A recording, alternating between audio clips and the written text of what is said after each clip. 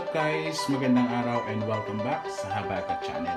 So today's recipe is magluluto tayo ng Ginisang Gulay. So yung mga gulay lang na gagamitin natin for today is yung ampalaya and then kalabasa.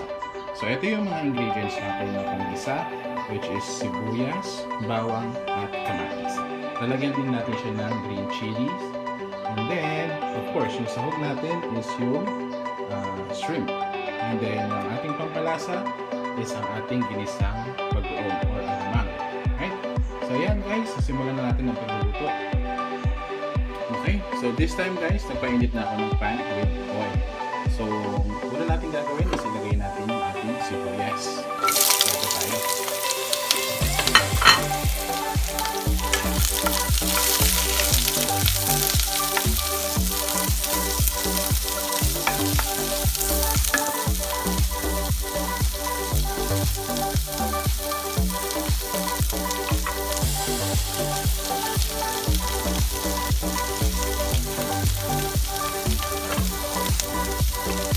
Then, sunod natin yung ating bawang.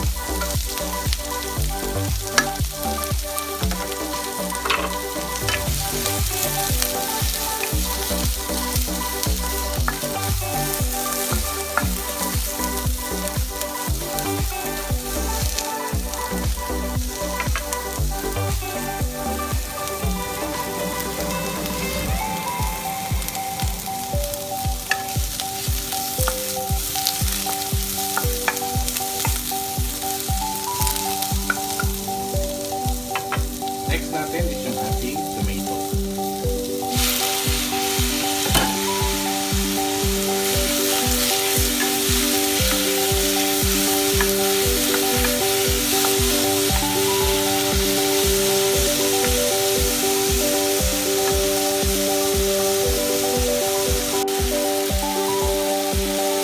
Okay, so this time guys, pwede na natin ilagay yung ating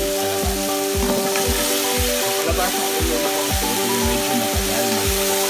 So, lalo ba natin siya, and then, pakpan natin sa bawang. Okay, so this time guys, pwede na natin ilagay yung ating alamang. Ilagay natin siya, and then, luhalos na natin siya.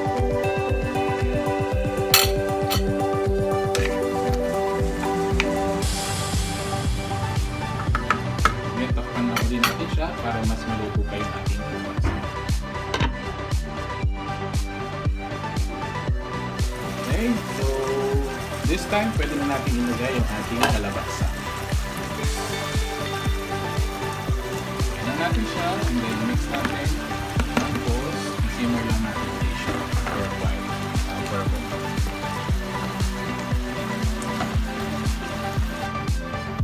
Okay, so check ulit natin.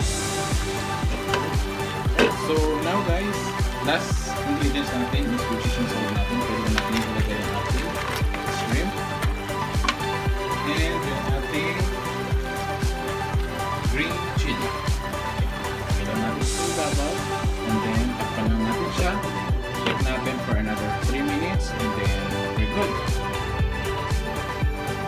Okay guys, so check ulit natin.